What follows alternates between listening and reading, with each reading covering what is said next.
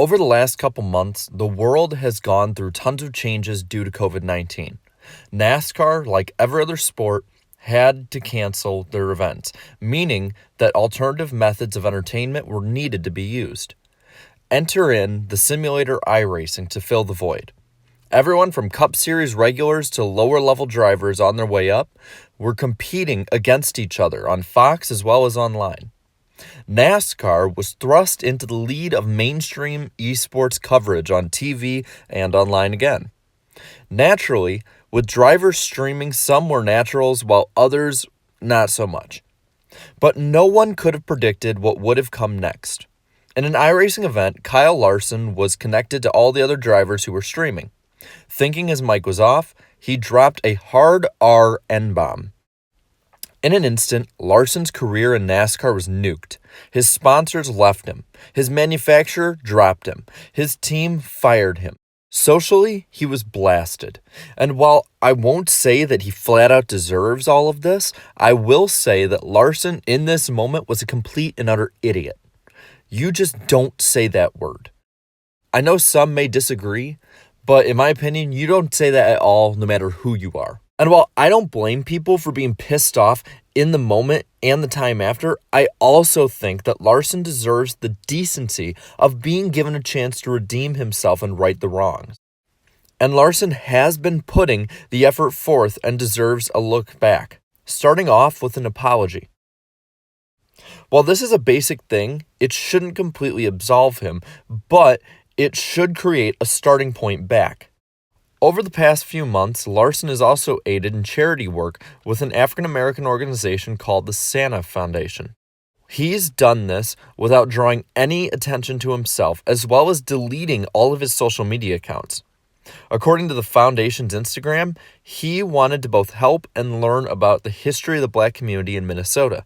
And before anyone says that he's doing this to virtue signal or for politics, he was there before the death of George Floyd. How did he respond in this instance, though, to Floyd's death? Well, he actually attended Floyd's memorial and funeral, according to some reports.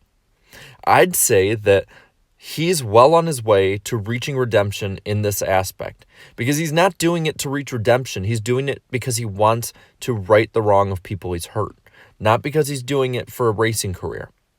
But what about his racing career? What about his driving? Larson was commonly seen as a driver with more raw talent than mostly any other driver could dream of. He's recently been absolutely tearing it up on dirt. 8 consecutive wins in 12 nights at 7 different tracks. The man has more versatility than any other driver in NASCAR. In the Cup Series, though, he had 6 wins, 56 top 5s, 101 top 10s, and 4 top 10 points finishes in 6 full-time seasons with Ganassi. Not too shabby for a guy that raced for a team that was never right up there as the top big dog. His battles with NASCAR and Bristol dominator Kyle Busch should also show his talent on full display as well. And while this is good to talk about as highlights for fans, it didn't go unnoticed by the team owners, and those in influence noticed his racing talent still. Tony Stewart was actually reported as wanting to sign Larson for the 2021 season, as long as sponsorship was ready and available. This may not be as difficult as many think either, as Haas has been known to sponsor his own cars, and Tony Stewart actually is partial owner of Rush's Trunk Center. So Larson really may only need to book up to 12 races or so if SHR sponsors decide to stick around on the 14 car, which is the one he's rumored for. Then it could be very realistic for him to get a ride. Some people have brought up that after getting canceled the way he did, Larson may never be able to get any new sponsorship anytime soon. But if you simply look at SHR's past, you can see that it's not out of the realm of possibility to have Larson getting stability in his return. SHR stuck by Kurt Busch after his issues and downfall, and then stuck by him after he was accused of domestic abuse, even if it was a car that Gene Haas basically had to carry and fund. Then you also can look at how sponsors stuck by Tony Stewart even after the Kevin Ward incident. So to say Kyle Larson can't get sponsors or support from SHR is plainly foolish. And add to that, if his run on dirt doesn't show his talent, his Cup Series career really has been a good example as well. So between making up for his mistakes as well as his talent, I think that Kyle Larson should be granted another chance at NASCAR. But now, I want to hear from you.